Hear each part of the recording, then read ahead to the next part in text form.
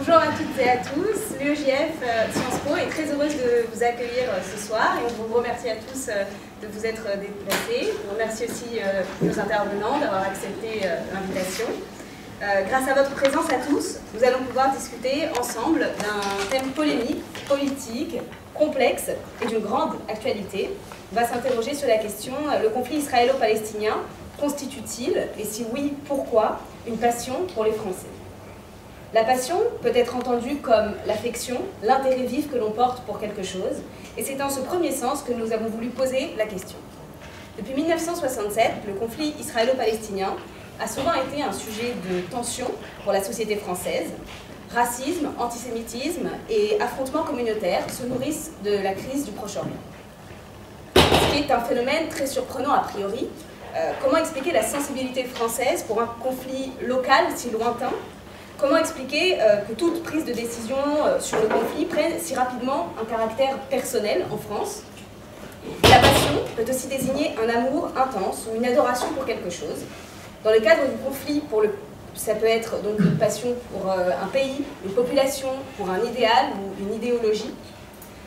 Le problème est que ces passions s'inscrivent ici dans un conflit, et donc que l'amour d'un côté peut entraîner le désamour de l'autre, que l'adoration d'un côté peut entraîner le rejet ou l'exclusion de l'autre.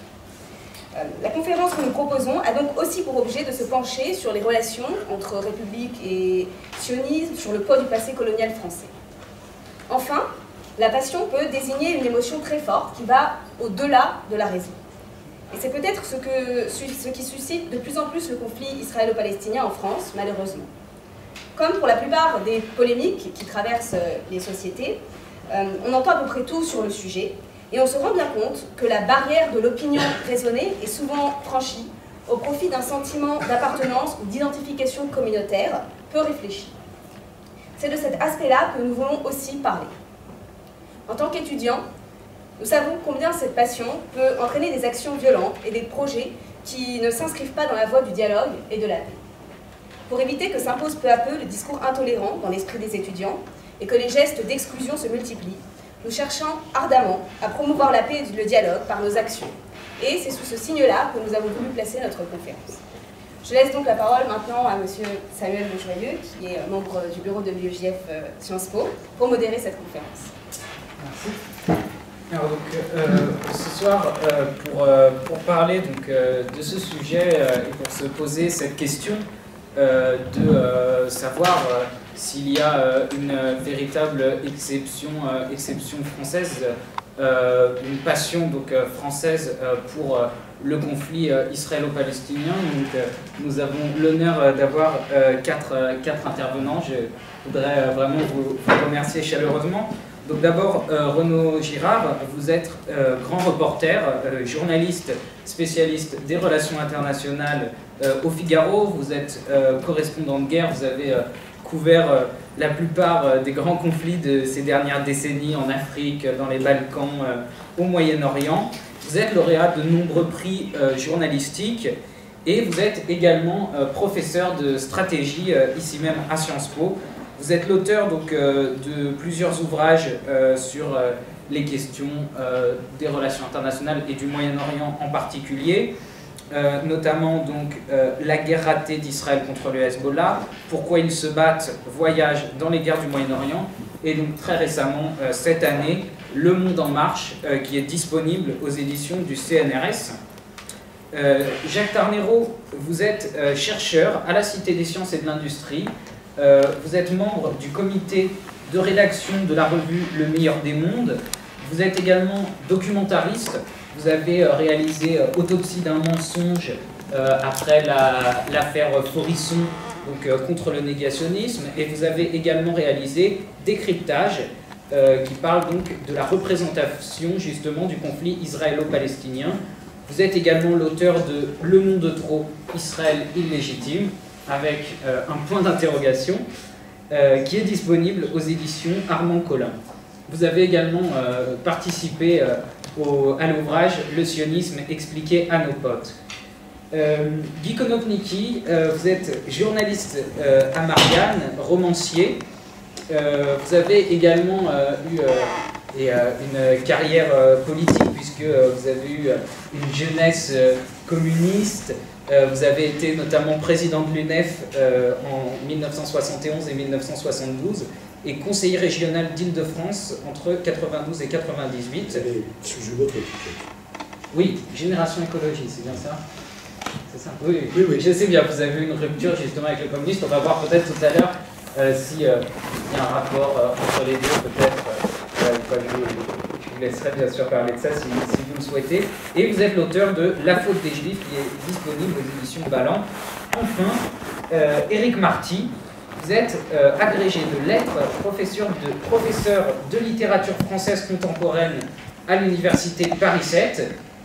Vous avez été l'éditeur des œuvres complètes de Barthes. Vous êtes également écrivain et engagé sur le conflit israélo-palestinien, notamment donc, contre le boycott. Vous êtes auteur donc, sur le sujet de Bref séjour à Jérusalem et récemment donc, Une querelle avec Alain Badiou, philosophe, qui est disponible aux éditions Gallimard. Donc je vous remercie toutes et tous d'être ici. Bien sûr, s'il y a des choses que vous estimez que j'ai oubliées, vous n'hésitez pas à les compléter au début de vos interventions. Donc, je vais tout simplement tout d'abord vous laisser parler chacun durant une vingtaine de minutes pour expliquer vos points de vue et ensuite, bien sûr, on pourra avoir un échange avec la salle. Donc, peut-être commencer par vous, Renaud Girard. Voilà, donc en tant que spécialiste du Moyen-Orient, que grand journaliste des relations internationales, peut-être donc que vous pouvez commencer à nous parler donc, de cette passion française pour le conflit israélo-palestinien. Il y a notamment les grandes stratégies donc, diplomatiques de la France envers cette question et de façon plus générale également. Alors, une passion française, c'est effectivement aujourd'hui devenu une passion française. Ce n'est pas une bonne chose, ça ne devrait pas l'être. Ça se passe dans une région qui est très loin de la nôtre. Ce ne sont pas des enjeux français, ce sont des enjeux internationaux, mais il y a d'autres enjeux. Et par exemple, les différences que vous avez pu avoir entre les Serbes et les Croates, ou entre les Russes et les Ukrainiens, ou d'autres conflits. Entre Russes et Ukrainiens, ce n'est pas un conflit, donc disons par exemple Serbes et Croates, ça n'a pas vraiment débordé sur la scène nationale, et c'est tant mieux. Aujourd'hui ça l'est, mais ça n'a pas toujours été. Ça n'a pas toujours été une passion française, et on va reprendre un peu l'histoire. Ça a été une passion de certains Français, mais ça n'a pas été une passion française. Alors, pourquoi? Et comme vous l'avez très bien dit, d'ailleurs, ça devient une passion française après 67. Avant, 66, 65, c'est pas du tout dans le débat, il n'y a pas des Français qui se disent plutôt pro-israéliens ou d'autres pro... C'est pas dans le débat. Le débat est tout à fait différent en France. Après 67, progressivement, ça va entrer dans le débat. Alors pourquoi, si on reprend en arrière, pourquoi est-ce que ça n'était pas au départ une passion française? Bien, d'abord, parce que le sionisme n'est pas né en France. Le sionisme, il commence avec l'assassinat d'Alexandre II et les pogroms contre les populations juives de l'Empire russe.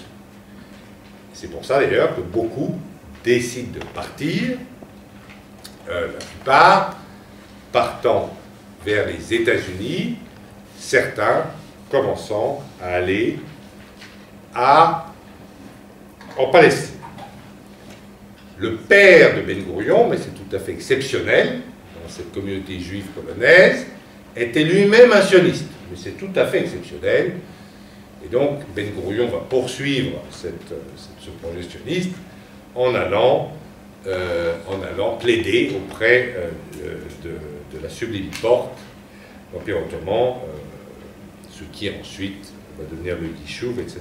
Il fait ça, bien sûr, avant la guerre de 14. Alors, vous me direz, l'État juif a été écrit en France, parce qu'il est écrit en allemand, comme chacun sait, par un journaliste autrichien, enfin pour un journal autrichien, qui s'appelle Theodor Herzl, et la prise de conscience de Herzl, c'est effectivement l'affaire Dreyfus. C'est comment, même en France, parce qu'on disait heureux comme un juif en France, même en France, il peut y avoir une attitude antisémite, car, à l'évidence, il y avait dans l'état-major français une attitude antisémite à l'égard de Dreyfus, pas tout l'état-major français, puisqu'il a été sauvé par un colonel, Picard, qui s'est battu pour lui jusqu'au bout, qui a même été puni pour se battre contre Dreyfus, mais en fait il a fini général et ministre de la guerre. Mais donc, ça a provoqué, mais ça n'a pas provoqué en France une envie d'Israël, ou de Palestine, ou de Yishuv de Palestine, ça n'a pas provoqué une envie d'Israël chez les Juifs français. D'abord parce que Dreyfus a fini par gagner, toute partie de la France, en fait, s'est mise derrière Dreyfus, et il a gagné, la Légion d'honneur, on a redonné ses galons, et puis aussi, oui, c'était considéré comme un accident. Alors, il y a eu, bien sûr, il y a eu les Rothschild qui financent en Galilée les projets, etc. Mais le peuplement du Yishuv, le peuplement, enfin, ce qui va être le Yishuv, le peuplement en Palestine, il n'est pas français, il n'y a pas de passion française pour la Palestine. En revanche, aux Premières Guerres mondiales, il y a une passion en Angleterre. Alors elle vient bien sûr des milieux juifs, de Weizmann, qui est un homme très important parce que c'est un chimiste, c'est celui qui va être le premier président d'Israël, qui va apporter des découvertes considérables à l'Angleterre et qui va provoquer la fameuse déclaration de Balfour, qui est le secrétaire, le ministre des Affaires étrangères, qui écrit à un ami de Weizmann, qui s'appelle Lord Rothschild, que le gouvernement de Sa Majesté envisage favorablement l'établissement d'un foyer juif en Palestine. Avec un grand intérêt à ce moment-là, mais aussi le fait qu'on a besoin des juifs américains dans la guerre et des banques juives de New York pour financer la guerre en 1917, et aussi que c'est un moyen par derrière de reprendre un peu de terrain aux Français après l'accord Sykes-Picot, qui dit grosso modo la Mésopotamie aux Anglais, la Syrie, bien sûr le Liban à l'époque, aux Français, et la Palestine, c'est la Terre Sainte, c'est international. Mais si on met les sionistes, et si on met Weizmann, qui est très pro-anglais, au pouvoir, on récupérera la Palestine par derrière. C'est un calcul qui n'a pas marché, parce que vous savez qu'en Israël, ensuite, c'est le parti de Ben Gourion, et pas Weizmann, qui a gagné. Weizmann nous a donné la présidence, mais c'est Ben Gourion qui était, bien sûr, le plus important. Alors, entre les deux guerres,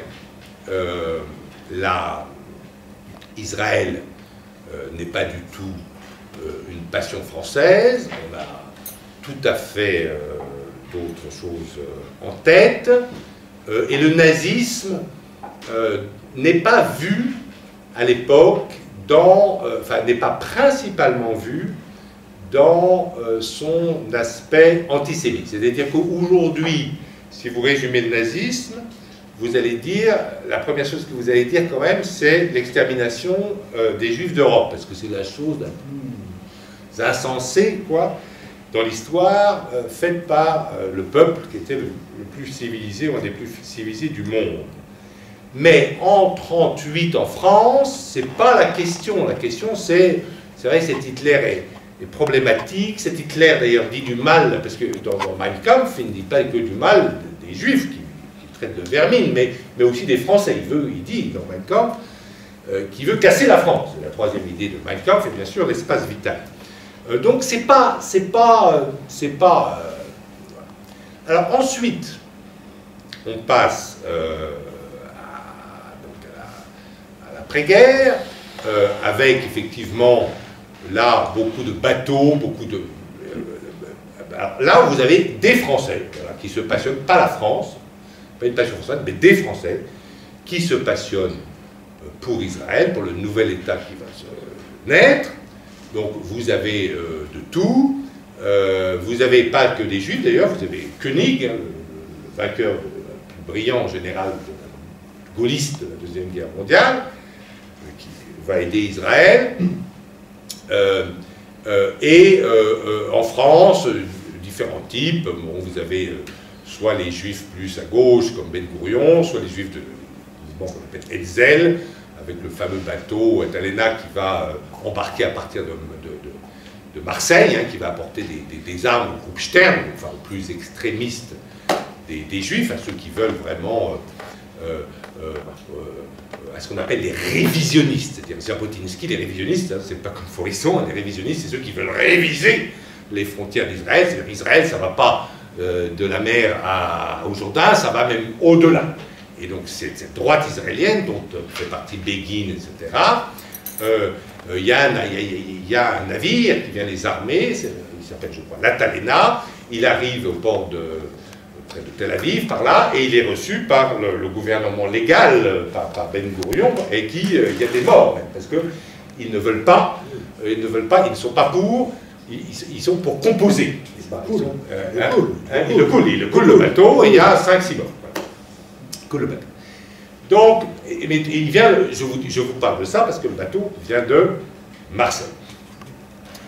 Et ensuite, Israël est intégré au jeu français. Alors d'abord, Israël, c'est vrai que la France vote pour Israël, pour la création de l'État d'Israël, alors que l'Angleterre s'abstient. Elle aurait voté contre si les Américains ne lui avaient pas dit de s'abstenir. L'Angleterre s'abstient parce que l'Angleterre a changé, n'est-ce pas, entre 1917 et 1939. Il y a eu on ne va pas revenir là-dessus, il y a eu toutes les révoltes arabes de 1936, il y a eu la commission Peel, le livre blanc, donc l'Angleterre a changé. Mais la France est pour, Israël vote pour, et ensuite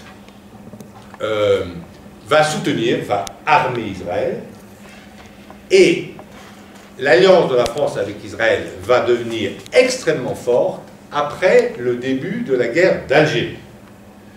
Novembre 1954, début de la guerre d'Algérie, parce que les insurgés algériens, le FLN, a une base arrière dans les pays arabes, notamment en Égypte. Et donc là, il y a une alliance très forte entre la France et Israël, et même la France, qui développe la bombe atomique, va donner accès aux Israéliens. C'est-à-dire que si vous êtes un chercheur français au CEA, vous entrez au CEA, et si vous êtes israélien, vous entrez aussi. Et vous pouvez tout voir. Et il y a un type qui s'occupe de ça, de cette coopération incroyable entre la France et Israël, qui existe bien sûr, qui n'a jamais existé entre l'Amérique et Israël, un type qui est toujours vivant, qui s'appelle Pérez. Aujourd'hui, le président de l'État d'Israël, il est en poste à Paris. C'est son boulot.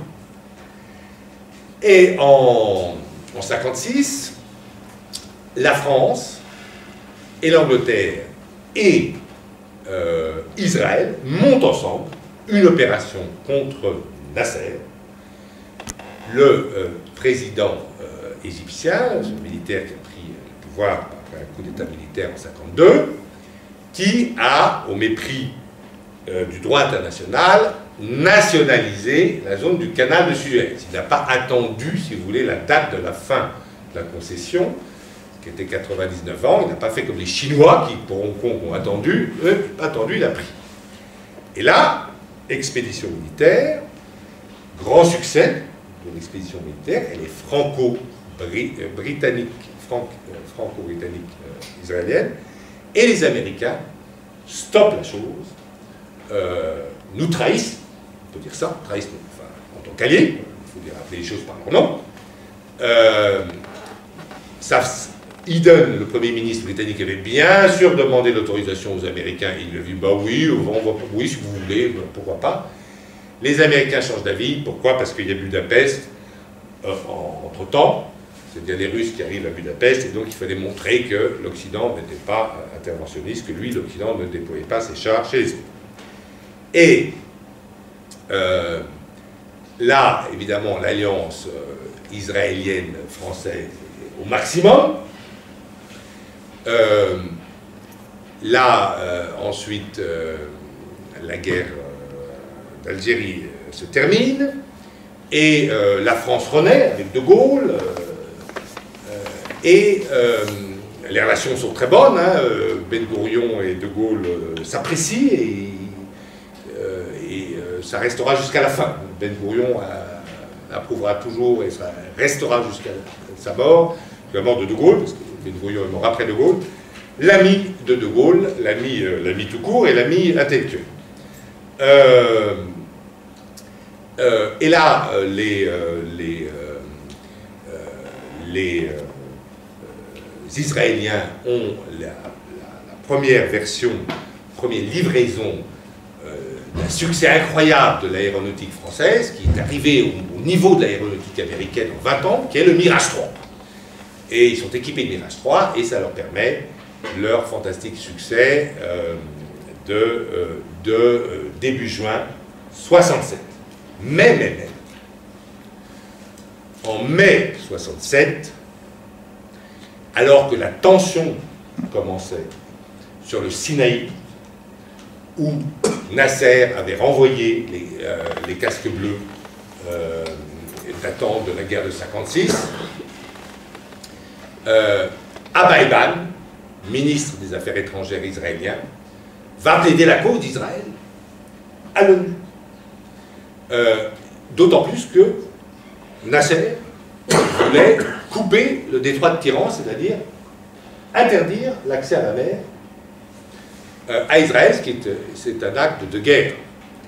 Et en voyage, évidemment, Abba Eban décide, il va vers l'ONU, de s'arrêter à Paris. De Gaulle sort du Conseil des ministres pour le recevoir. Et il lui dit, arrêtez vos histoires, vous n'êtes pas menacés, c'est pas vrai, bon, il vous emmerde un peu avec ce blocus, vous avez qu'à le débloquer, n'attaquez pas les premiers, c'est pas vrai, vous n'êtes pas menacés, vous êtes beaucoup plus fort qu'eux, n'attaquez pas les premiers. Ensuite, Abba va à l'ONU, et De Gaulle sera très vexé que ses amis israéliens n'aient pas suivi son conseil, et l'affaire va s'envenimer lorsque Israël, fin 68, va détruire tous les avions civils de la flotte civile libanaise, la MIE, à Beyrouth, pour protester contre un raid de Fedayeen qui avait attaqué la Galilée depuis le Liban. Or, De Gaulle, qui est servi au Levant, et la France s'estime un peu le protecteur du Liban, parce que le Liban est une création française. Et donc là, il y a la fameuse... ça se raidit. Et il y a la fameuse phrase à la conférence de presse, vous avez un embargo sur les armes qui est décrété, et ensuite, évidemment, le principal allié d'Israël, celui qui donne son matériel militaire, change, ce n'est plus la France, ce sont les États-Unis. Mais avant 1967, les Français il y avait des Français d'origine juive qui pouvaient être très durs à l'égard d'Israël. Comme d'ailleurs, vous avez un Américain d'origine juive qui s'appelle Kissinger, qui était très dur à l'égard d'Israël. Enfin, pas injustement dur, mais qui n'a pas du tout, été aussi tolérant à l'égard d'Israël que l'est par exemple l'administration Obama, pourtant 100% juif Kissinger. Ben, vous aviez très bien en France avant des Français, et c'était pas parce que les Juifs français étaient français. D'ailleurs, c'était une question qu'on ne posait pas. C'était un autre monde, mais personne ne savait. Moi, j'étais à l'école alsacienne, il y avait pas mal d'enfants juifs, on ne savait pas. Enfin, c'est pas une question qu'on posait aux gens. Les gens ne savaient pas, on ne posait pas ce genre de questions. Alors après, et notamment sous le coup de l'arrivée massive, enfin, ils étaient déjà là, mais de juifs séfarades d'Afrique du Nord, le communautarisme s'est accru, de même que le communautarisme s'accroît dans les communautés immigrées maghrébines en France, qui s'intègrent beaucoup moins bien que ça ne s'était intégré les juifs polonais qui étaient venus en France, par exemple avant la guerre de 40, qui étaient devenus complètement français, ils s'intègrent moins, et donc, petit à petit, c'est pas immédiat, va se créer un communautarisme, qu'on verra d'ailleurs en 2002, quand Chirac est réélu, il y a à la Bastille, pour la première fois, on voit, pour fêter l'élection d'un président français, des drapeaux qui ne sont pas le drapeau français, le drapeau marocain, je crois, le drapeau algérien, qui flottent. Donc c'est des communautés, alors c'est surtout pour dire qu'ils sont contents de la victoire de Chirac contre Le Pen, mais c'est quelque chose qui n'a jamais été vu en France. Vous n'avez jamais vu avant des Polonais ou des Italiens, une immigration italienne, ou des Espagnols, ou des Portugais, agiter le drapeau. Et c'est à partir de ce moment-là, que, de manière dangereuse, et je vais passer maintenant la parole, parce que j'en ai fini, mais de manière dangereuse, arrive, à cause du communautarisme, cette importation du conflit moyen-oriental. C'est-à-dire que si je suis un Français d'origine algérienne, eh bien, il faut que je sois contre Israël. On ne voit pas pourquoi. Tu es Français d'origine algérienne, bah, écoute, choisis, tu peux être très bien pour Sarkozy, ou pour De Gaulle, voilà, tu es Français. Voilà. Eh bien, et même chose, et on peut dire malheureusement, à l'égard de certains juifs de France, qui d'ailleurs aussi manifestent parfois avec le drapeau israélien en France, et qui estiment qu'ils doivent avoir une double allégeance, alors qu'ils sont citoyens français, et qui, moi je ne pense pas, par exemple, il se trouve que notre ministre des Affaires étrangères, Fabius, est juif, je ne pense pas du tout qu'il fasse une politique étrangère de la France en fonction de son origine juive. Je ne pense pas du tout. Et d'ailleurs, la preuve est qu'il ne le fait pas parce qu'il a reconnu la Palestine comme... Je ne pense pas du tout. Je pense que ça n'entre pas dans sa conception. Il regarde l'intérêt de la France à long terme. Il prend en compte son histoire. Voilà. Mais c'est vrai. Et c'est vrai que c'est l'intérêt de ce débat, et c'est l'intérêt... je vous remercie d'avoir convoqué cette conférence. C'est vrai que de manière dangereuse et anormale, ce conflit qui n'est pas le nôtre, qui n'est pas celui des citoyens français, est venu s'insinuer dans la vie politique et sociale française. Je vous remercie.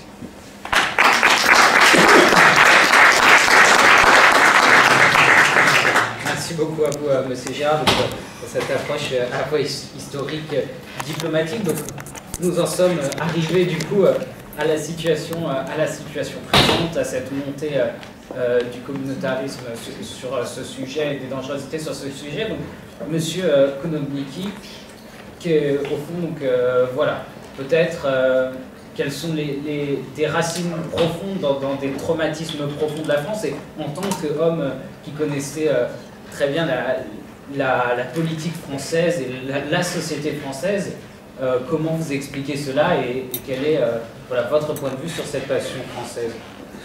Bon, je vais quand même moi aussi revenir en arrière, très en arrière, pour une minute, qui est la France a un rapport particulier aux Juifs dans son histoire, un rapport curieux. Quand éclate la Révolution française, que les États généraux se réunissent, il y a 4000 Juifs dans le ghetto de Metz, dont l'abbé Grégoire a porté les cahiers de doléances, quelques milliers de Juifs dans des territoires d'Alsace très disputés avec les seigneurs allemands, et dans les États du pape. Voilà. Et autrement, il y en a un peu à Bordeaux, un peu. C'est très très peu. Et pourtant, plusieurs séances de l'Assemblée vont être consacrées à la citoyenneté des Juifs. Et on en arrive à la définition de la citoyenneté des Juifs, c'est-à-dire la définition de la citoyenneté française. C'est-à-dire qu'il n'y a pas de particularisme, il n'y a pas de groupe, mais tout le monde est citoyen français. Donc c'est le fameux mot de Clermont-Tonnerre, rien aux Juifs en tant que nation, et tout aux Juifs en tant qu'individus. Là aussi, il y a des dessous. La France va mettre la main sur les États du pape. Et donc, il trouve des partisans immédiatement, la République. Dans cette région qui est plutôt, on va appeler, tout à côté, il y a ce qu'on va appeler la Vendée provençale, où il y a, au moment de la chouannerie, la guerre a lieu là aussi, juste à côté. Évidemment, on va trouver des républicains, qui sont ce qu'on appelait les Juifs du pape. Metz, alors Metz, Henri IV, en l'annexant définitivement à la France, dit qu'il fallait que Metz fût française, car on y parlait le français. C'est vrai. Et dans une région où on parle des patois allemands. Et parmi les locuteurs du français, les francophones et francophiles de Metz, eh bien, il y a ces 4000 Juifs, sans doute un peu plus, mais comme les Juifs payent une taxe, même d'eux, il y a un arrangement du syndic de la communauté, il déclare, vous savez, c'est un peu comme en Russie, les Allemands de Gogol, et à l'envers, on déclare plutôt moins parce que les taxes sont extrêmement lourdes. Mais c'est pas grand monde dans ce pays. Et ça va se retrouver au cœur d'un des débats fondateurs. Et celui qui porte les cahiers de doléances des Juifs, qui a gagné un concours philosophique à Metz sur le thème « Est-il un moyen de rendre les Juifs plus heureux et plus utiles à la France ?» c'est aussi celui qui, quelques mois après ce qu'on appelle la loi d'émancipation, mais qui est la reconnaissance de la citoyenneté, quelques mois après, quand le roi est arrêté, est au temple, la nature du régime n'a pas été décidée encore, c'est lui, Grégoire, le même, qui monte à la tribune de la Convention, et qui fait adopter le régime républicain. Donc il y a une relation forte. Dans cette relation forte, il y a une dimension, à la fois, lui, heureux comme un juif en France, et ce texte, qui n'est pas, d'ailleurs, il y a 25 ans que j'essaie d'expliquer à Alain Finkielkraut qu'il a mal écouté Lévinas, ce n'est pas le père de Lévinas qui dit ça, il y a un merveilleux roman de Sholom Aleichem, qui est un romancier yiddish, c'est un roman par lettres, et c'est Menachem Mendel, le rêveur, ou le menteur, c'est plus bon. Il a fait une promesse, c'est-à-dire il se marie, et le lendemain de son mariage, il commence à faire le tour de ce qu'est l'Empire russe pour faire fortune, ce qui est la promesse qu'il a faite à ses beaux-parents. Et donc il écrit tous les jours à sa femme, c'est un super roman par lettres. Et donc, évidemment, c'est une catastrophe partout, parce qu'ici, il spécule, et il est ruiné. À Kiev, il dit c'est une ville formidable, ukrainienne, une ville formidable pour les Juifs, parce qu'il y a un quartier rien que pour nous, et quand on se perd, quand un Juif est à l'extérieur du quartier juif de Kiev, il y a tout de suite 4 personnes pour l'emmener. Donc, c'est voilà, du grand humour yiddish. Et à un moment, dans l'échange de lettres, on comprend que sa femme lui a dit il faut aller en France. Lui, il a dit à sa femme je vais aller en France. Elle a répondu oula, attention, il y a un capitaine. Et lui, il répond je pars tout de suite. pour la France, parce qu'un pays où un capitaine, un juif est capitaine, et il n'y a que la moitié de la France contre lui, qui le croit coupable, les autres croient que la moitié de la France qui le croit coupable, et que la moitié de la France pour lui. C'est ça la France. Dans l'esprit des juifs d'Europe centrale, c'est aussi une alternative au sionisme. Pour mon père, c'était une alternative au sionisme. Il était d'une famille juive venue de Pologne. Ils n'avaient envie d'être ni russe, ni ukrainien, ni polonais, de là où ils étaient, vous savez. Donc, et mon grand-père était sioniste, mais c'était compliqué. Mon père arrivait en France à 5 ans, 6 ans, il est allé à l'école de la République. Et c'était cette alternative, c'est l'égalité, c'est l'intégration. Voilà. Et le sionisme, qu'il comprenait et qu'il acceptait, c'était pour ceux de là-bas. Renaud Girard a raison. C'est-à-dire que la difficulté, jusqu'à aujourd'hui, à comprendre le sionisme, c'est quoi un juif en France? Qu'est-ce qu'on est? On est des Français. Nous avons une histoire belle et tragique, des transmissions. On peut vivre sans l'assumer. On peut très bien vivre en citoyen français sans l'assumer. Voilà. C'est pas ma manière de voir les choses, mais je comprends. Pas obligé de commémorer nos grands-mères déportées, on peut s'en passer, on n'est pas obligé de célébrer les fêtes, même quand on n'est pas croyant. Voilà. On n'est pas obligé d'être juif. C'était pas comme ça dans l'Empire russe. Et c'était pas comme ça. L'empereur François-Joseph aurait voulu que ça soit comme ça dans son empire, mais les populations, même à Vienne, élisaient un maire antisémite dont un boulevard porte toujours le nom, enfin, un morceau du Rhin. Et on ne dit pas ce que c'était dans les territoires de Galicie, de Roumanie et de Hongrie. Bon. Les Juifs formaient une entité rejetée. Quand elle n'était pas rejetée par le pouvoir, l'Empire austro-hongrois était rejetée par la population, par les églises. Et évidemment, elle était sous la répression du régime impérial russe. Une population qui avait une langue, même si elle a décidé d'en adopter une autre en Israël, en Palestine d'abord, mais une langue, le yiddish, oui. Une économie d'une certaine façon, parce qu'il fallait survivre dans un monde où des dizaines de métiers étaient interdits aux juifs. Donc il fallait survivre, s'entraîner, s'entraider. Donc il y avait une vie communautaire, une vie nationale. Vécue comme telle. Vue de France, par les Israélites français, c'était incompréhensible. La République française, refondée en 1870, n'a rien de plus pressé, alors que c'est le gouvernement de la Défense nationale, le gouvernement Gambetta, c'est un de ses premiers décrets. Le décret Crémieux. Crémieux, Adolphe Crémieux, ministre de la Justice du gouvernement Gambetta, étend cette citoyenneté aux Juifs d'Algérie, qui sont pourtant indigènes. Ce qui est sans doute un élément du contentieux. Un élément du contentieux. Parce que on n'a pas traité les musulmans de la même manière, c'est clair. Donc il y a quand même quelque chose qui se joue. Et il y a bien évidemment l'affaire Dreyfus, telle que qui va déterminer Theodor Herzl à écrire Das Judenstaat, en allemand, d'ailleurs, en allemand, qui n'a pas d'idée de territoire précis. Mais dès le premier congrès sioniste, le territoire précis s'impose. Voilà, parce que les Juifs sont tournés. On peut réécrire le début de l'histoire du peuple juif, dire il date, oh, vous savez, en fait, il date pas de telle date, mais de telle date, etc. N'empêche qu'il y a une idée qui est là, qui est Jérusalem, qui est dans les prières quotidiennes,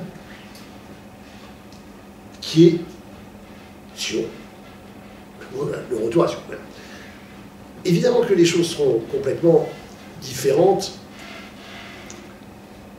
à partir de la guerre, de la Shoah, même si dans les fondations républicaines, c'est tout à fait intéressant, Grégoire qui porte les doléances des Juifs, Clémenceau qui est le principal défenseur de Dreyfus, et le général de Gaulle, qui écrit, qui dit, à Londres, à partir du moment où le maréchal Pétain a ôté la citoyenneté à une catégorie de Français, donc c'est le décret de Vichy qui ôte la citoyenneté aux Juifs, il a rompu le fil de la légitimité. Ça, c'est très important que De Gaulle dise ça. Pourquoi il le dit? Il le dit parce qu'il y a un acquis de la Révolution française, sur lequel aucun des régimes, pas même Charles X, n'a songé à revenir. C'est l'égalité de tous les Français. C'est resté. C'est l'acquis de la Révolution française. Après, on peut discuter à perte de vue, avoir le point de vue de Furet ou celui de Michelet, regarder la Révolution comme on veut. Ce point-là est resté. Et il est rompu le 3 octobre 1940 à Vichy. Ce qui fait qu'on retrouve dans le refondateur de la République de nouveau une relation intense aux Juifs. Il y a une correspondance de Gaulle et d'Albert Cohen. Albert Cohen se retrouve à Genève, évidemment il n'est plus le diplomate, il est révoqué chez les Juifs. Et il va être l'ambassadeur du Congrès juif mondial auprès de la France libre. Passionnant, la correspondance de Cohen et de Gaulle. Et il y a une lettre de Gaulle à Albert Cohen en tant qu'ambassadeur du Congrès juif mondial qui dit les Juifs ont droit à une terre. Ils sont une nation, ils ont droit à une terre. Pas plus, ils n'ont pas de frontières, de trucs. C'est évident que c'est en Palestine, puisque le Yishuv existe déjà et qu'il y a des forces militaires engagées dans l'armée britannique, à ce moment-là, dans la deuxième guerre. Et donc il y a ce lien. Ensuite, il y a la deuxième partie de l'histoire. La deuxième partie de l'histoire, avant l'arrivée massive de populations d'Afrique du Nord, il y a les luttes anticoloniales. Il y a la guerre d'Algérie. Et une génération de gauche formée dans les luttes anticoloniales qui reste fixée là-dessus. Il y avait une chose qui m'avait frappé, je dis de la faute des Juifs, en 2000, au moment où il pouvait être quand même absurde que ces gens de gauche se rapprochent à ce moment-là d'un mouvement de moins en moins laïque, mouvement palestinien de moins en moins laïque. La deuxième intifada est dirigée par le Hamas et Arafat fait la bêtise de couvrir après et de faire de la surenchère, en mouillant le meilleur interlocuteur d'Israël en plus dans cette affaire qui est toujours en tôle. Pourquoi sont-ils sur cette ligne-là? Il y a une chose qui m'avait frappé, c'est qu'à ce moment-là se crée une coordination des organisations pour le soutien aux Palestiniens. Et donc ils essayent de faire, sur la méthode du PC d'autrefois, un comité d'universitaires, un comité de médecins, un comité de savants, un comité d'ouvriers, ceci, cela, avec site internet, on a vu les sites, et tous les textes terminent par « Nous sommes concernés par ce qui se passe de l'autre côté de la Méditerranée ». Attendez, ça n'est pas de l'autre côté de la Méditerranée, de l'autre côté de la Méditerranée, c'est l'Algérie. La Tunisie, le Maroc, l'Algérie au milieu, mais quand on va droit en face de Marseille, on arrive en Algérie. On n'arrive pas en Israël, ni à Gaza. Non, il faut traverser toute la Méditerranée, c'est pas l'autre côté. Et cette formule, qui est restée, elle y est toujours d'ailleurs,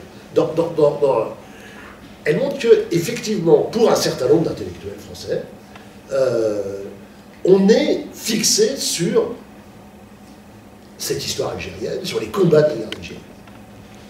Ce qui est d'autant plus meurtrier, parce que c'est d'autant plus meurtrier qu'effectivement, les populations originaires d'Afrique du Nord vont le ressentir comme ça. Un juif d'Afrique du Nord est un juif rejeté par la décolonisation. C'était comme ça. En Algérie, où ils étaient citoyens français, au Maroc et en Tunisie, où ils ne l'étaient pas. Alors en Tunisie, ça a été plus lent, au Maroc, ça a été plus lent, mais en Algérie, c'est immédiat. Et donc, tu me posais la question tout à l'heure, des ruptures dans mes engagements, eh bien ceci compte.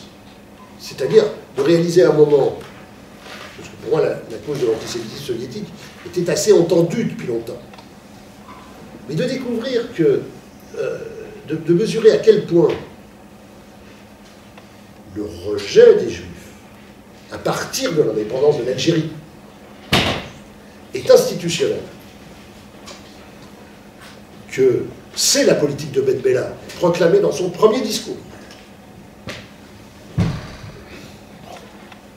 Il n'y a pas de petits colons. Et il n'y a pas... Non, il dit l'Algérie sera une république arabe islamique. C'est le premier discours de Ben Bella.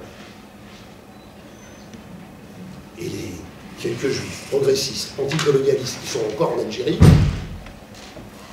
font leur valise. Gardent 2-3 alibis, dont le pauvre Henri Alec qui va retrouver, qui avait connu les prisons de la France, et qui va retrouver les prisons quand Boumedienne prend le pouvoir. Il va sortir grâce au consul d'Union soviétique qui met ses enfants à l'abri en République démocratique allemande et pouvoir rentrer dans la métropole coloniale d'où il venait d'ailleurs, parce qu'Henri Alec en fait n'était pas algérien. Mais oui. C'est quand même ceci, c'est ce moment, ce rejet, pas seulement d'Israël. Nous découvrons à ce moment-là qu'un juif dans l'Afrique du Nord indépendante, libéré du colonialisme, ne peut pas être un citoyen comme il l'est en France. Et il ne l'est nulle part dans le monde arabe. Ça, pour moi, évidemment que ça a changé beaucoup d'engagement. Ensuite, il y a une autre chose. Dans ce qu'a été la dégénérescence du mouvement communiste, des mouvements anti-impérialistes qui en avaient pris le relais dans les années 60 et 70, tout le monde a tout abandonné petit à petit. Et il est resté une chose, qui est une scorie du stalinisme, qui est l'antisionisme, vous savez, ça naît dans les procès de Moscou, l'idée du complot contre les peuples, qui est un complot sioniste, qui est la reprise de l'antisémitisme, ça naît en 1949 à Moscou, Prague et Budapest. Voilà. Et c'est la seule chose qui va rester de l'ancienne, pour certains, de l'ancienne culture communiste et anti-impérialiste. C'est quand même formidable. Et donc il y a une focalisation à un moment devant laquelle nous sommes, nous, bien obligés de réagir à un moment et de réagir en tant que juifs. Ce qui n'était pas a priori en politique ma manière de m'engager jusque-là.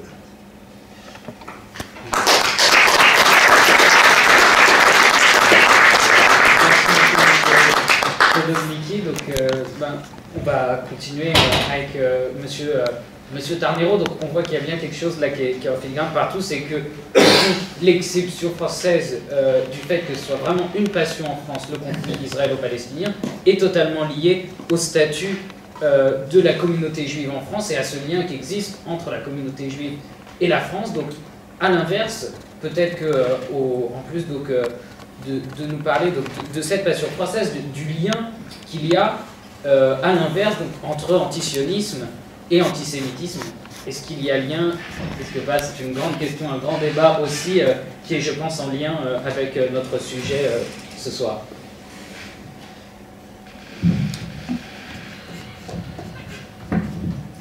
Israël-Palestine, est-ce que c'est une passion française? Assurément oui. Ça a été dit par les deux interlocuteurs qui m'ont précédé. Je vais prendre la chronologie à l'envers. Monsieur Girard est parti de la création de l'État d'Israël, 1948, pour arriver à la période présente. Je vais faire l'inverse pour essayer d'illustrer les formes de cette passion. Et ça n'a pas été, et ça n'est pas qu'une passion française. Je dirais qu'il y a dans la passion anti-israélienne que l'on voit ressurgir en écho à tout événement dramatique au Proche-Orient, on voit des banderoles dans les rues de Paris qui mettent un signe égal entre la svastika, la croix gammée et l'étoile juive, où on entend, comme récemment, à Toulouse dans une manifestation anti-raciste et anti-fasciste, des slogans d'extrême gauche qui ont crié « sionistes, fascistes, assassins, dégagés ». Alors qu'un mois plus tôt, dans les rues de Paris, dans la manifestation de droite, d'extrême droite, Jour de colère, on a entendu des cris « Juifs, casse-toi, la France n'est pas à toi ». Il y a donc deux types de slogans très proches qui ont été criés là, maintenant. Et tout ceci, un mois après, sur ce qu'il fallait nommer l'affaire Dieudonné, vague impressionnante, je ne vais pas rentrer dans le détail de Dieudonné, je suppose que vous savez ce qu'il dit et ce qu'il professe sur ses sites ou dans ses spectacles, mais ce qui est intéressant, c'est le public de Dieudonné et le succès que ce spectacle a engendré, et le succès au nombre de visites du site Identité et Réconciliation de M. Alain Soral, qui est à la fois antisémite et anti-sioniste, pour commencer à aborder ce point tel que vous avez demandé que je le fasse. N'oublions pas qu'il y a eu en 2009 une liste aux élections européennes anti-sioniste, sur laquelle figuraient Alain Soral et Dieudonné. Donc des manifestations d'extrême violence, de slogans qui passent d'un bord à l'autre, on ne sait plus si c'est la gauche ou si c'est la droite, puisqu'il y a une communauté de propos. Comment en est-on arrivé là? Pourquoi est-ce qu'il y a, par rapport à d'autres drames bien plus terribles que le conflit israélo-palestinien, pourquoi est-ce qu'il n'y a pas 100 000 personnes qui descendent dans la rue? Pourquoi est-ce qu'aujourd'hui, alors qu'en Syrie, il y a 150 000 morts, eh bien, on ne voit pas de grandes manifestations dénonçant les pratiques de l'armée syrienne? Alors, je suis obligé de faire un rapide retour en arrière historique sur le statut symbolique de la relation aux Juifs et à Israël. Et pourquoi d'ailleurs est-ce que c'est une passion, la question israélo-palestinienne? Parce qu'elle est la représentation, ce conflit Israël-Palestine, il est la représentation d'une autre relation en France, de la relation de la France aux Juifs et de la relation de la France aux Arabes. En 1945, à la découverte de la Shoah et des camps, celui de la justice, c'est celui des vainqueurs du nazisme, des vainqueurs du fascisme, des vainqueurs du racisme nazi, de l'antisémitisme nazi. Donc les héros, le bon côté, eh bien c'est les gaullistes, les communistes, et les victimes, et les résistants, et les victimes juives. Quand Israël naît en 1948, le premier député à l'Assemblée nationale française qui vient saluer la naissance d'Israël, c'est un député du Parti communiste français, Florimond Bonte, qui salue la naissance du petit État qui, à l'époque, est construit sur le modèle socialiste, qui s'oppose à l'impérialisme britannique et aux féodalités arabes. Florimond Bonte, 1948. De toute cette période, de 1948 à 1954, M. Girard en a déjà parlé, il y a une alliance d'intérêts objectifs entre Israël et la France, et n'oublions pas qu'à l'époque, lors de l'affaire de Suez, c'est un Premier ministre SFIO qui ordonne tout cela, c'est Guy Mollet. La guerre d'Algérie se termine, on en a fini avec le fardeau, et ceci grâce à De Gaulle, qui se pense réorienter la politique de la France. Il y a la victoire de 1967, la guerre des 6 jours.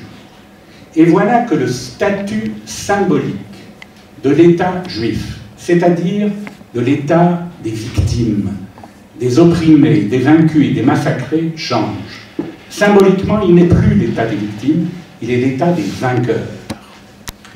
Jusqu'à cette période, 1967, les choses juives, les choses culturelles, étaient anodines. On ne parlait pas du passé, on ne l'évoquait pas, on ne parlait pas de la Shoah. il faudra attendre le prix Goncourt 1959 avec le livre d'André Schwarzbart, Le Dernier des Justes, qui est un succès énorme en France et en Europe, pour que brutalement on prenne conscience de ce que fut le sort des Juifs sous le nazisme. La Shoah, qui n'est pas encore nommée telle, fait irruption dans le paysage culturel. Il y a un autre livre qui s'appelle Treblinka, de Jean-François Steiner, qui sort un peu plus tard, 1964, je crois, et qui raconte la première révolte juive d'un camp d'extermination. Et ces deux livres font polémique, ou en tout cas suscitent un intérêt énorme, culturellement parlant, en particulier André Schwarzbart. De ce moment intellectuel à 1967, on a à l'égard des Juifs de la compassion et de l'admiration. Simultanément émerge et parallèlement la guerre d'Algérie et le passé français par rapport à la guerre d'Algérie prend une autre ampleur. Les livres de Henri Allègre ou de Pierre Vidal-Naquet, La torture dans la République, montrent que la France s'est mal conduite en Algérie, que cette guerre était colonialiste, etc., et qu'elle a pratiqué la torture. Les victimes de l'armée française étaient des Algériens arabes. Les victimes des victoires d'Israël sont des Arabes, Palestiniens, Jordaniens, Syriens, Égyptiens. L'identification des uns aux autres est immédiate. Qui plus est, Israël n'est plus le petit, il n'est plus le vaincu, il n'est plus l'humilié, il est le vainqueur. Et donc, en 1967, le statut symbolique d'Israël change. Il n'est plus le vaincu, il est le vainqueur. 1968, mai 68, CRS-SS, que j'écrivais comme un âne, comme tout le monde, pour la rime, sans se rendre compte de ce que symboliquement ce message véhicule. Ce n'est pas le seul message. Autre chose très bête, une affiche des Beaux-Arts qui représentait Hitler avec le masque de De Gaulle. Et on a marché dans cette... D'accord. Comme lui dira... Ou bien quand il est interdit d'interdire et jouir sans entrave. Ces mots d'ordre ont eu une importance idéologique et culturelle considérable. Il est interdit d'interdire, ça veut dire quoi? Tout est permis. Tout est permis. Ah tiens, et si les chambres à gaz n'avaient pas existé? Après tout, c'est une opinion. Elle a le droit d'être émise, cette opinion. Et puis, jouir sans entrave, ça veut dire tout est permis. Et si tout est permis, ça veut dire qu'on jette le décalogue à la poubelle. Tu ne tueras point.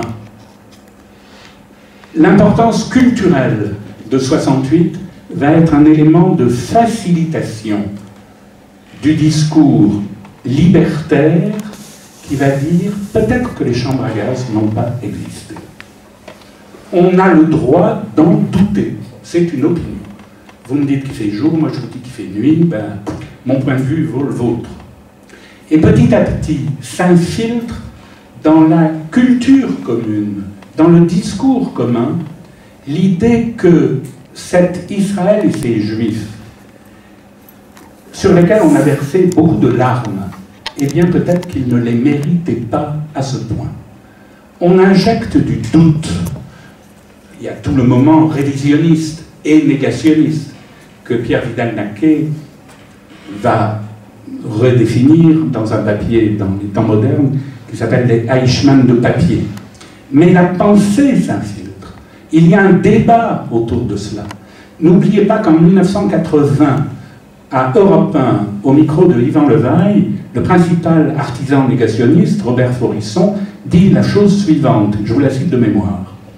Les prétendues chambres à gaz et le prétendu massacre génocide des Juifs ne forment qu'un seul et même mensonge et qu'une seule et même escroquerie politico-financière dont les principales victimes sont le peuple allemand, mais pas ses dirigeants, et le peuple palestinien tout entier. Tout est dit dans cette situation. L'imposture juive qui a réussi à inventer juste un faux le faux étant l'histoire de sa mort, eh bien c'est une escroquerie grâce à laquelle les Juifs ont obtenu les réparations allemandes, et grâce aux réparations allemandes, ils ont escroqué les Palestiniens. Dès ce moment-là, c'est 1982, il y a la première guerre du Liban. Dans le journal Témoignages chrétiens, titre en une, les Palestiniens dans Beyrouth comme les Juifs dans le ghetto de Varsovie. Toujours dans Témoignages chrétiens, un Monseigneur Capucci, qui était un évêque catholique, qui était militant de l'OLP, est arrêté avec des armes destinées à l'OLP. Que titre Témoignages chrétiens? Que dit le commentaire de Témoignages chrétiens? Je cite, « Ils l'ont mis en prison avec les pauvres, comme ils connaissent mal l'histoire, ces geôliers-là, Jésus fut aussi crucifié entre deux voleurs. » Vous pouvez vérifier l'authenticité de la citation. Cela veut dire que Monseigneur Capucci, pro-palestinien, est devenu un personnage égal au Christ. On n'est plus dans le débat, on n'est plus dans le conflit israélo-palestinien, on est dans la représentation d'autre chose. Ne me faites pas dire ce que je n'ai pas encore dit, que je ne dirai pas. Je ne dis pas il n'y a pas une légitimité de la lutte des Palestiniens pour avoir un État. Je pointe les glissements de discours, les errements de langage qui fait que ce conflit israélo-palestinien dit autre chose dans ses échos en France qu'un rapport politique au conflit israélo-palestinien. J'accélère. En 2000, il y a la seconde intifada. Une journaliste d'Europe numéro 1, Catherine Ney, dit la chose suivante le lendemain de la mort, ou des images qui racontent la mort d'un petit enfant palestinien, Mohamed Al-Noura, dans les bras de son père. Elle dit que ces images effacent, annulent la fameuse image dans tous les livres d'école du petit juif en culotte courte avec une casquette qui a les bras levés et qui est mis en joue par un SS dans le ghetto de Varsovie. Catherine Ney est une femme éduquée. Elle a fait le portrait de François Mitterrand, de Giscard d'Estaing, de je ne sais pas qui, elle a fait Sciences Po, je crois aussi. Eh bien, elle nous raconte qu'Israël a une pratique dans la répression de la seconde intifada digne de celle des SS dans le ghetto de Varsovie. On n'est plus, le même jour d'ailleurs, tout début de l'année 2000, à France Info, le journaliste Frédéric Barrère fait le commentaire suivant. Les soldats israéliens sont cruels. Ils respectent plus les chiens que les palmiers et les palmiers que les humains. Ça passe en boucle toute la journée à France Info. On n'est pas dans la description d'une situation, on est dans le commentaire. Dans le commentaire, dans l'éditorial et dans le commentaire exalté et passionnel. Et aujourd'hui, on est dans une phase, j'ai envie de dire, encore plus grave. Peut-être pas au plan des faits, mais au plan des symboles. Ce qui est présenté à travers les opérations de boycott, ou bien du côté arabe, avec la décision de la Ligue arabe toute récente de dire « nous ne reconnaîtrons jamais le caractère juif de l'État d'Israël ». Que nous dit, mais là on n'est plus dans les passions françaises, mais un discours rebondit sur un autre discours. En France aujourd'hui, le boycott.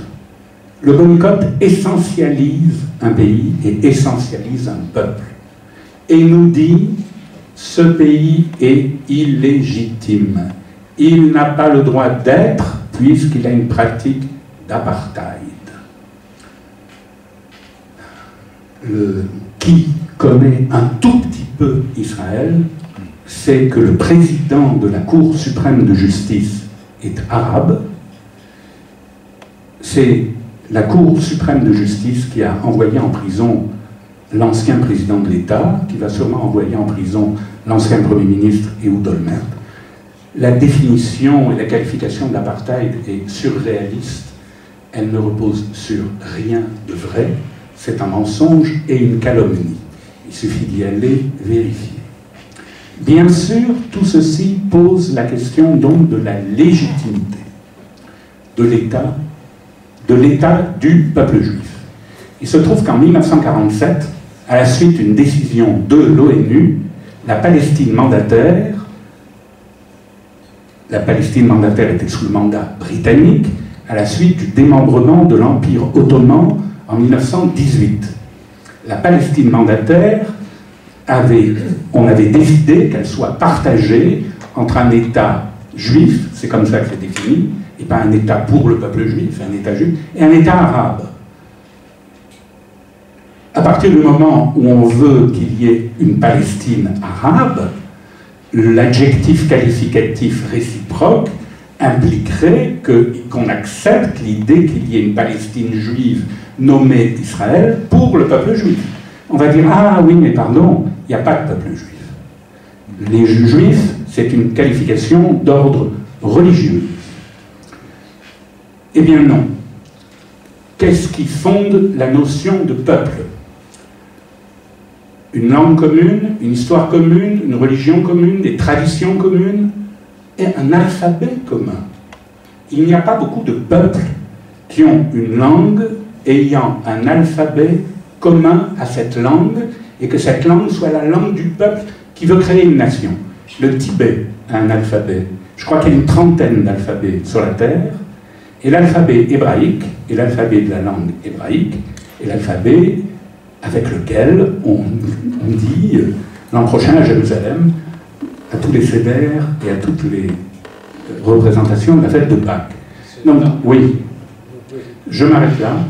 Il y a une passion israélo-palestinienne, il y a une passion autour d'Israël et de la Palestine. L'autre volet des choses, Guy Konopnicki l'a énoncé, il y a effectivement dans les populations d'origine arabo-musulmane une identification à la cause palestinienne en tant que peuple errant ou en peuple en déshérence, parce qu'eux-mêmes vivent leur situation en France comme étant une situation de mal-être. Une dernière phrase, je ne conteste pas le malheur palestinien, comme je ne conteste pas le malheur d'une partie des populations immigrées en France. Mais le discours qui consiste à dire la cause de notre malheur, c'est Israël, il se trompe d'adversaire.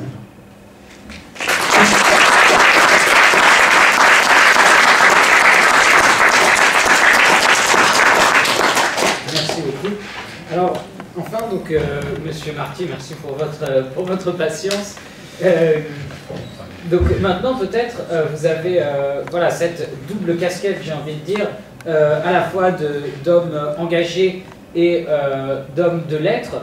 Donc voilà, est-ce que vous pensez que cette passion française, mais tout d'abord, est-ce que vous êtes d'accord avec le constat fait par les 3 dernières interventions qu'il y a bien sûr une passion française, et est-ce que cette passion française aussi, elle se poursuit sur le plan culturel, intellectuel, philosophique? D'abord, je suis en désaccord total avec mon ami Jacques Palmero sur ce qu'il a dit sur les liens entre mai 68 et le révisionnisme. Je trouve que le slogan « Il est interdit d'interdire » est un magnifique slogan, très intelligent, très profondément juif, dans la transgression, bien sûr, c'est pas le rabbin, c'est le juif transgresseur qui parle, et établir un lien, un rapport quelconque entre ce slogan et le révisionnisme de Faurisson m'apparaît très très dangereux. Et je crois que si on fait des généalogies, il faut être très précis et avoir des objets. Et j'ai pas eu le temps de développer. Ben oui, mais c'est pas possible de dire ça, vraiment impossible. D'autant plus que le 108 a quand même aussi produit un slogan qui était « Nous sommes tous des juifs allemands », qui est un slogan que je trouve magnifique aussi, très très beau, très très venu d'où, on ne sait pas.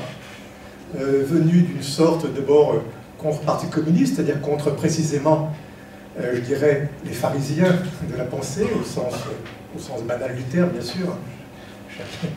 J'apprécie beaucoup le pharisianisme, mais j'en entends ici au sens ordinaire.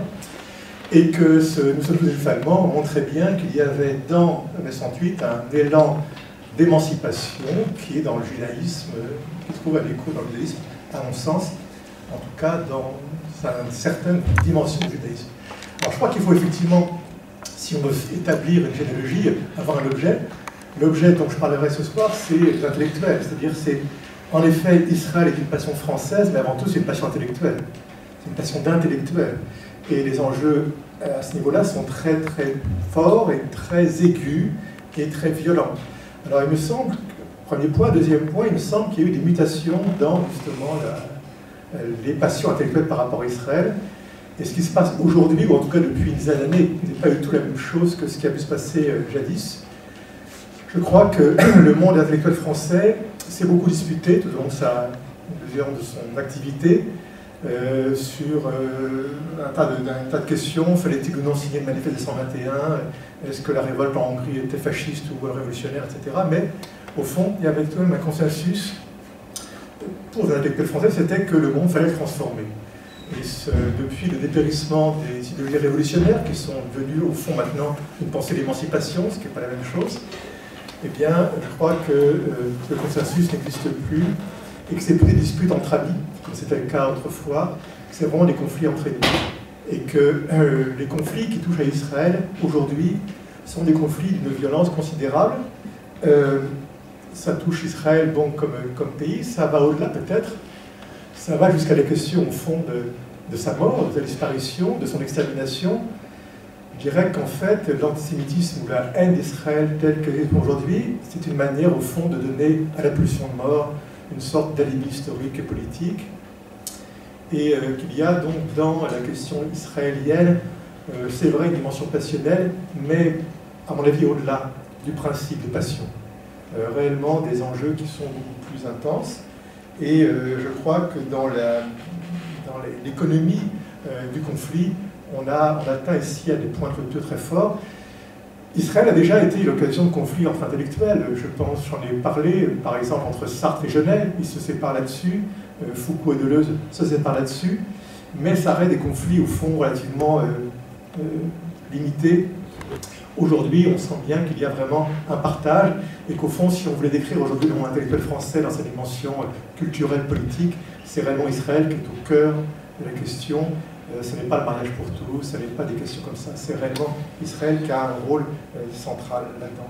Et c'est dans cette perspective-là que je voudrais dire quelques mots de la figure qui me semble la plus importante là-dedans, qui joue un rôle fort, c'est Alain Badiou, sur lequel j'ai consacré un livre, dans une querelle avec lui, parce qu'il me semble qu'il est celui qui a conceptualisé le plus précisément, je dirais, avec justement un très grand talent, aussi une très grande maîtrise des enjeux académiques, des enjeux de pouvoir, des enjeux de conflit, la question israélienne, autour de deux thèmes, la question de la définition d'Israël comme État colonial et comme État génocidaire, et la question de la nécessité d'oublier la Shoah.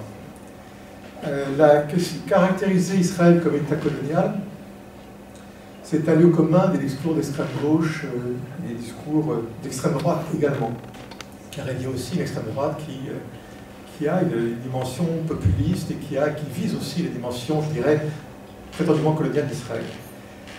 C'est une épithète coloniale parfaitement mythologique, au sens où Barthes définit le mythe, c'est-à-dire qu'au fond, c'est une sorte de signal où le locuteur ne définit pas une chose, mais simplement signale sa vigilance, signale sa bonne conscience.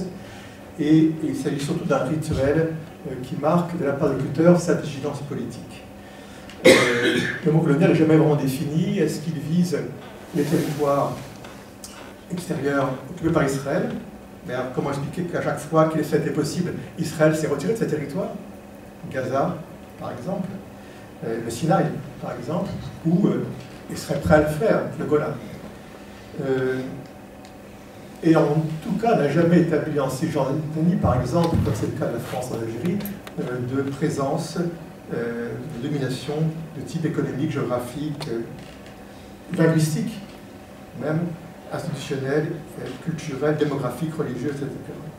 Donc le mot colonial vise beaucoup plus comme mythe, par ses connotations négatives, que comme prétendant désigner une réalité objective. C'est absolument comme l'apartheid, que là-dessus je suis tout à fait d'accord avec Jacques Tarnero. En effet, il n'y a pas d'apartheid en Israël. En revanche, il y a l'apartheid au Liban, où les Palestiniens n'ont pas le droit de vote, n'ont pas le droit de... Beaucoup de professions leur sont interdites. Effectivement, ils n'ont pas le droit de se déplacer librement. On peut parler de l'apartheid, en effet, au Liban par rapport aux Palestiniens, en aucun cas dans le territoire israélien. Donc tout cela, tous ces mots aparfaits État colonial sont des éléments mythologiques. En revanche, quand Badiou, lui, parle d'Israël comme État colonial, c'est dans un sens, c'est pas du tout dans le sens vague et désuet du tiers-mondisme traditionnel.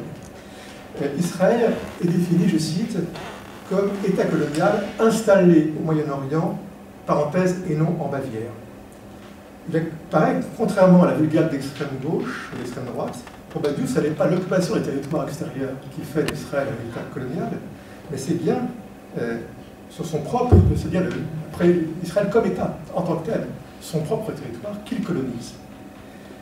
L'usage du participe passé installé, l'idée de la Bavière, qui serait apparemment pour Badiou un territoire plus adapté aux Juifs que le serait Israël, laisse aucun doute. Ce n'est pas comme État qu'Israël doit disparaître au Moyen-Orient, c'est sa population juive qui doit également en être évacuée, si l'on considère que la Bavière, en effet, serait pour eux un destin plus adéquat. La disparition de l'État d'Israël, donc caractérisée comme nécessité historique par Badiou, mais c'est le plus important peut-être, en refusant explicitement, de la part de Badiou, d'envisager les conséquences humaines d'une telle disparition pour les Juifs. Et d'autre part, évidemment, en minimisant par avance l'ampleur du désastre, sous prétexte qu'Israël est un état de création récente et que, à la différence précisément, par exemple, de l'Afrique du Sud ou de l'Algérie française. La phrase de Badiou, « Je ne sais pas ce que deviendra l'État d'Israël », en subvention, entendu, au cas où Israël disparaîtrait, « Je ne sais pas ce que deviendra l'État d'Israël », qui suit l'évocation de sa disparition nécessaire, est fondamentale. Quand il dit « je ne sais pas », je n'y vois pas évidemment une modestie sur une méconnaissance de Badiou, celui qui ne sait pas, qu'une dénégation au sens le plus fort du terme. La dénégation signifie, comme on fait, le refus de savoir, et dans ce refus, elle désigne alors ce qu'on ne veut pas savoir, ce qu'on ne veut pas dire, comme transgressif. Ici, bien sûr, la violence dénégatrice ne peut que nous faire envisager, pour les Juifs d'Israël, dans le scénario fantasmatique que propose Badiou, que le pire. Je ne veux pas savoir ce que deviendra Israël au cas où. Cette délégation, le fait même qu'Israël, que même que Badiou ait pu s'empêcher de notifier la délégation elle-même en disant « je ne sais pas », nous fait penser qu'au fond, évidemment, c'est la violence, c'est le pire qui est précisément prédit par cette délégation. En vérité, n'est-ce pas pour Badiou, l'être juif, même en tant qu'il s'affiche comme juif, n'est-ce pas le fait juif en tant qu'il se territorialise, qui suppose précisément qu'Israël soit voué au pire. Ce que dit Badiou, tout simplement, c'est qu'à ses yeux, le fait juif n'a nul territoire où s'afficher, de manière légitime, et que toute territorialisation de l'être juif ne peut qu'être une colonisation. Au fond, le sujet juif ne peut être qu'un sujet hors sol, errant, dans une position donc d'absence de territoire. C'est le moment de passer au second point sur la dimension génocidaire, où Israël est pris comme génocidaire. Donc on voit qu'ici Badiou n'est pas dans cette espèce de rituel, discours tiers-mondiste où les choses sont dites de manière vague et sous le mode mythique. Non, c'est très précis chaque fois qu'il parle. On vient de le voir pour la dimension coloniale. Je voudrais le préciser encore davantage sur la stigmatisation d'Israël comme État génocidaire. Et je voudrais citer un petit passage de Portée du mot juif, 503 d'Alain Badiou. La dernière séquence de la politique de l'État d'Israël porte à son comble cette menace, à savoir la menace d'une inversion du mot juif, où le juif deviendrait le nazi. Donc la dernière séquence de la politique de l'État d'Israël porte à son comble cette menace, car vient éroder l'achèvement de l'inversion du sens, qui serait le projet d'un génocide des Palestiniens. Déjà, la volonté de les disperser à tout prix, de les chasser toujours plus loin, de les anéantir en toute occasion, de tirer sur leurs enfants et afficher, mener avec esprit système. Là encore, on est loin d'une incrimination mythique. On est dans une incrimination très précise, qui est aussi mythique d'ailleurs parce que je rapproche évidemment des vieilles accusations faites aux Juifs, à savoir les tirer sur les enfants, à savoir les crimes rituels, par exemple. Mais en tout cas, les choses sont dites très clairement.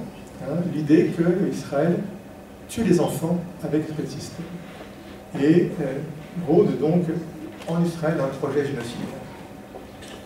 On est loin donc une fois de plus d'un tiers-mondisme banal incarné en France par exemple par Étienne Balibar ou par d'autres intellectuels de ce type. L'idée fondamentale qui me semble abriter aussi cette proposition d'un État juif génocidaire, c'est précisément cette idée d'une inversion du sens du mot juif. C'est-à-dire dans la mesure où évidemment Israël serait un État génocidaire, dès lors l'État d'Israël inverserait le sens du mot juif. Alors certes, la rhétorique de l'inversion est une rhétorique aussi, un trait commun du discours israélien, mais précisément il s'agit d'une simple rhétorique. On accuse Israël de se comporter comme les nazis. Mais cette comparaison reste rhétorique. Avec Badiou, c'est une inversion beaucoup plus conséquente qui s'opère. Car pour lui, il s'ensuit non que l'armée israélienne se comporte comme les nazis, mais que Israël est défini carrément comme pays antisémite. D'un antisémitisme apparemment plus désastreux que l'antisémitisme nazi, puisque, selon Badiou, alors que l'antisémitisme nazi ne faisait qu'opérer au fond une extermination physique des Juifs, Israël, lui, opère une forme d'anéantissement métaphysique et spirituel de l'être juif. Je cite Badiou, que la principale menace sur le monde des Juifs vienne d'un État qui se dit juif ne peut surprendre. L'ennemi extérieur, comme l'étaient les antisémites nazis, peut attacher et tuer votre être physique. C'est la loi de la terreur et de la guerre. Mais la perte du nom et du sens viennent toujours de l'intérieur. Car il s'agit de sceller sur sa propre essence, et toute désidentification suit un processus immanent. Donc, on va plus loin, c'est-à-dire qu'au fond, l'antisémitisme d'Israël, l'État de l'État d'Israël est plus profond, plus engagé au fond que ne l'a été l'antisémitisme de l'État nazi. On comprend alors qu'il y a aux yeux de Badiou une sorte d'essence du non-juif et qu'Israël est un État comme État, et ce qui contredit précisément à cette essence et qui, donc, en contredisant cette essence, est défini comme antisémite. Et on comprend évidemment que pour construire cette espèce de syllogisme très violent, très puissant, eh bien on comprend qu'évidemment Badiou a besoin également pour cela une accusation concrète, projet génocidaire, meurtre systématique des enfants, qui évidemment ne sont jamais évidemment définis, ni montrés, ni illustrés par un exemple concret. Ce qui confirme cette idée d'un des crimes ontologiques d'Israël en tant qu'État, c'est bien dans la suite de ce texte, immédiatement après l'accusation du crime de génocide et l'idée l'accusation d'un meurtre systématique des enfants par l'armée israélienne, c'est la bonne définition du bon juif, défini comme ontologiquement lié à l'errance. Je cite, « Il se constitue dans le monde, terrible recommencement, une diaspora palestinienne. Faudra-t-il que le nom des Juifs devienne égaré au plus loin de son sens historique, ce dont procède à l'ancienne place ainsi désertée la nouvelle errance, et que palestinien soit le nouveau nom des vrais Juifs. » Voilà, je pensais aborder la question du oubli de la Shoah, mais je crois que j'ai déjà été là-dessus, donc je vais m'arrêter là-dessus. Ce que je voudrais simplement, c'est pour ça que je me permettais de ne pas mettre mon désaccord par rapport au propos de Jacques Tanero sur l'identification entre les tâtes d'interdire et puis tout est permis, et puis à ce moment-là, oui, les gens vont exister. Enfin, une espèce d'équation égalitaire difficile, c'est que Moi, il me semble qu'au contraire, si on veut penser l'antisémitisme, il faut s'appuyer non pas sur ces équations, mais sur les objets, verbalisés réellement, et non pas supposés, parce que l'antisémitisme, à mon sens, il n'existe que dans ce type, que dans un type de verbalisation explicite, et il faut se méfier précisément peut-être d'hypothèses ou de supputations qui, au fond, peuvent nous amener dans des positions d'impasse. Merci.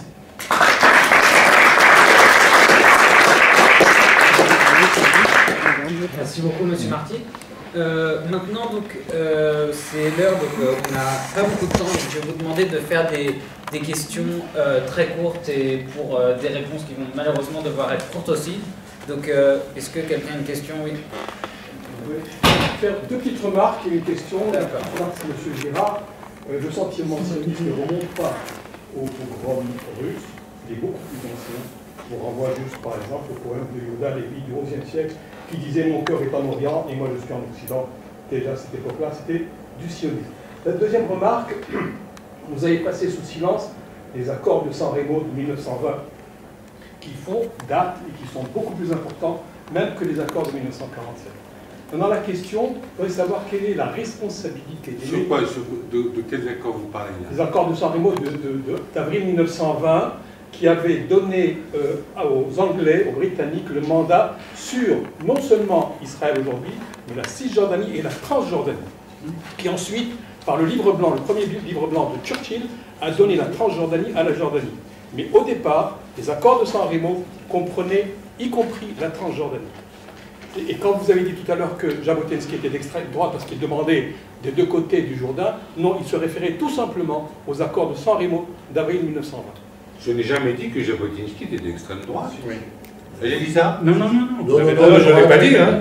Si je l'avais dit, je le... Il a dit de droite. De toute façon, la conférence est finie, on pourra vérifier après. Non. Je retire extrême, je laisse droite, mais... Non, j'ai dit que Jabotinsky... Alors, attendez, on va peut-être laisser monsieur finir ensuite. On va finir et je réponds. Voilà. Et la question maintenant, je voudrais savoir quelle est la responsabilité des médias dans cette passion française contre Israël. D'accord. Alors, je vais répondre. Vous voulez pas qu'on prenne... On va apprendre parce qu'on n'aura pas le temps de... Oui, mais il faut... Je vais répondre juste très... Répondez. Là, sur la responsabilité des médias.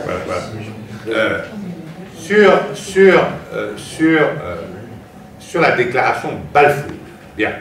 La déclaration Balfour désigne la Palestine, qui est une région des cartes, qui est une région ottomane, qui est très précise. Elle va de la mer au Jourdain. Ça, c'est la déclaration Balfour, un foyer national juif sur la Palestine, étant entendu, dit la déclaration que les autochtones, etc., etc.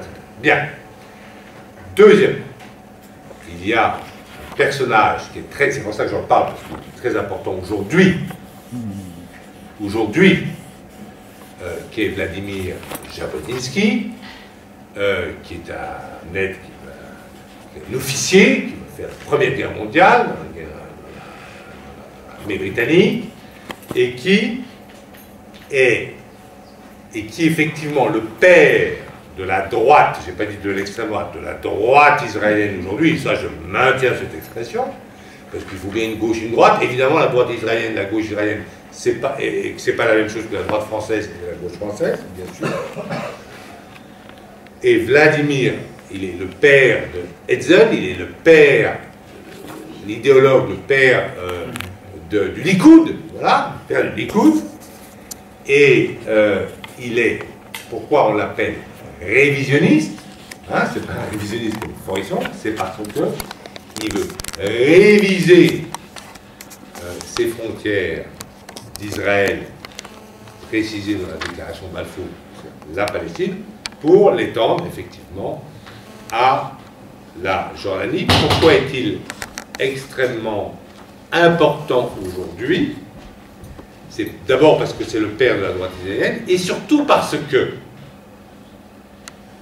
le père de Netanyahou, Premier ministre d'Israël, homme politique le plus important d'Israël aujourd'hui, qui a aussi un impact dans le monde, un très grand impact aux États-Unis, le père de Netanyahou était le secrétaire particulier de Jabotinsky, Et donc, ça explique beaucoup de choses, je ne vais pas m'étendre, mais ça explique beaucoup de choses. Et le père de Netanyahou est mort il y a seulement, je crois, 2 semaines. Voilà. Sur la responsabilité des médias, je veux dire que j'en ai ras-le-bol de cette question. En tant que journaliste, sur ce sujet, il y a 2 types de public. Il y a un public qui nous dit « Dieu la marre, les médias sont mains des Juifs, vendus à Israël. » C'est aller sur les sites de Dieudonné, de machin, qui ça avec que ça. Vous cherchez mon nom sur Internet, au lieu de vous envoyer vers les bons sites, ça va vous envoyer à Kolobniki juif. Et là, vous allez voir la preuve que les médias sont aux mains des Juifs. Et donc, il y a une liste. Je suis en bonne compagnie. Hein? Le site de Soral, c'est vrai. Oui, bah, cette liste elle est plus ancienne que le site de Soral, elle traîne, elle est réactualisée.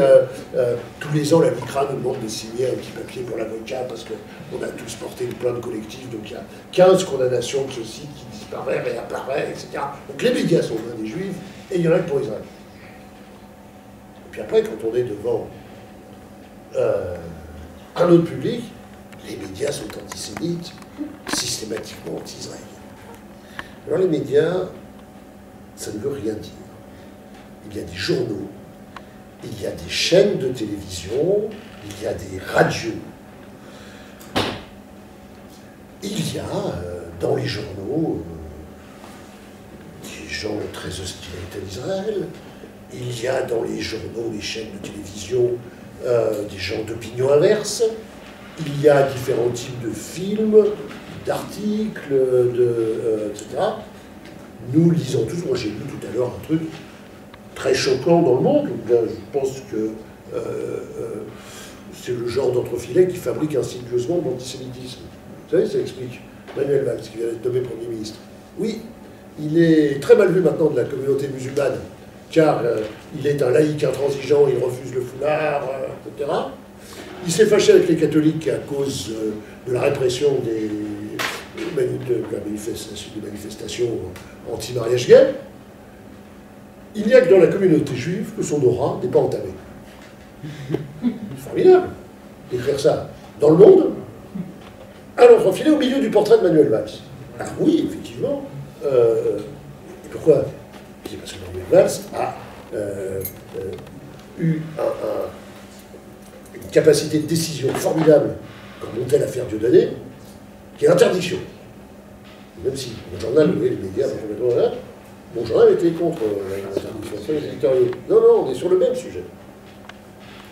Il a opposé la fermeté, il n'empêche qu'il a sacrément dégonflé le truc et provoqué une prise de conscience. Voilà. Alors, on va nous dire, les médias sont mal sociaux, ils sont dans une divers. Alors, bien sûr qu'il y a des choses tout à fait meurtrières qui paraissent dans les journaux. Il y a des commentaires de télévision qui peuvent être meurtriers. Je veux dire que, pour le coup, ne faisons pas du judéocentrisme et de l'israélocentrisme du palestine, parce que c'est vrai sur n'importe quel sujet. Quand vous tendez une oreille, alors, c'est différent là parce qu'il y a, on a parlé de passion, il y a cette passion. Quand vous tendez une oreille, moi j'entends des choses sur l'Ukraine, j'entends des contre-vérités, je bondis dans la radio, des choses, négation de l'histoire, un point absolument incroyable. Et dans certains débats sur Israël, d'ailleurs, on m'amuse maintenant à dire ceci, imaginez un peuple qui a pris la place d'un autre peuple, voire de deux, et un pays constitué sur des territoires occupés. Je parle de l'Ukraine, évidemment. Bon, voilà. Et c'est vrai que la contre-vérité ne concerne pas seulement Israël ou les Palestiniens. Voilà, c'est comme ça. Alors, répondre, madame, vous avez une question? C'était une remarque. C'est vrai qu'il y a une presse imprimée, il y a Internet, mais il y a quand même un vocable, un choix de terminologie qu'on retrouve partout, et notamment, et en premier chef, à l'AFP. On ne parle pas de Judée et de Samarie, mais on parle de territoires palestiniens occupés. On parle de colons. Et ça, vous pourrez regarder dans tous les médias, et c'est la même chose. Si, même dans certains médias juifs, on en parle. C'est honteux. de l'AFD. Et quand un enfant de quelques mois a été tué, on dit les enfants, des colons. Un bébé colon. Un bébé colon. Comme si un bébé de 5 mois peut être Même colon. l'AFP l'a reconnu et a enlevé l'appellation bébé colon. Et quand on fait un sondage dans les écoles de journalisme, pratiquement 90% votent pour la gauche. Et dès l'enseignement primaire et secondaire, il y a dans les manuels scolaires une perception, une image des Juifs qui est tronçonnée. On en parle un peu dans l'Antiquité, on n'ose même plus en parler pour l'affaire Dreyfus ni pendant la Shoah. Donc les esprits sont préparés. Territoire occupé, madame, il y a aussi les États-Unis d'Amérique, qui appellent ça les territoires occupés. En droit international, ce sont des territoires disputés, monsieur. Et je suis journaliste et je m'appelle Véronique Chemla et jamais je n'utiliserai ce mot-là. Ah bon, bah dites-le aux États-Unis d'Amérique. Il parle de... Non, S'il vous plaît, il parle de West Bank of Jordan. West West Bank of Jordan, c'est rive occidentale du Jourdain, c'est pas Cisjordanie. Et pourquoi Cisjordanie et pas Cis-Israël? Non, Cisjordanie, ça veut dire rive occidentale du Jourdain, de la même manière que West Bank. Si, ça veut dire à côté de Cis-Israël, pourquoi pas Cis-Israël? N'importe quoi. Il y a Transjordanie, Cisjordanie, depuis bien avant. Mais pas du tout, la Jordanie a été en 1920. Avant le mandat britannique, ça s'appelait comme ça en français. Mais arrêtez, monsieur, la Jordanie a été créée en 1920 par les accords de San-Remo et la SDN. Sur le boycott, pourquoi il est vif en France ou moins vif qu'en Écosse? Je sais pas, je pense qu'il y a une pression, d'abord qu'il y a davantage de juifs en France qu'en Écosse, et qu'en l'occurrence, il y a des groupes de pression qui font que... Bon, mais je ne pense pas qu'il soit si faible que ça en France. Je pense que le boycott est puissant en France. Quand il y a eu les de boycott à Paris 7, précisément, on s'est battu contre ceux qui faisaient le boycott et on a gagné. Alors voilà, c'est tout. Paris 8, ce qui s'est passé à Paris 8 récemment. C'est tout, il y a des gens qui se battent en France pour... voilà, les Écossais sont peut-être moins combatifs que les Français. Il y a un cadre légal en France. Sur le CRIF qui ne condamne pas, à ma connaissance, je crois que le CRIF condamne toutes les exactions racistes qui ont pu avoir lieu et qui ont été commises par des groupuscules ou des individus d'extrême droite et racistes juifs. Être juif n'est pas une prévention contre la connerie. Je suis désolé. On va devoir malheureusement, parce que sinon, si on veut que l'UEJF puisse faire d'autres conférences par la suite à Sciences Po, voilà, je vais devoir vous remercier dans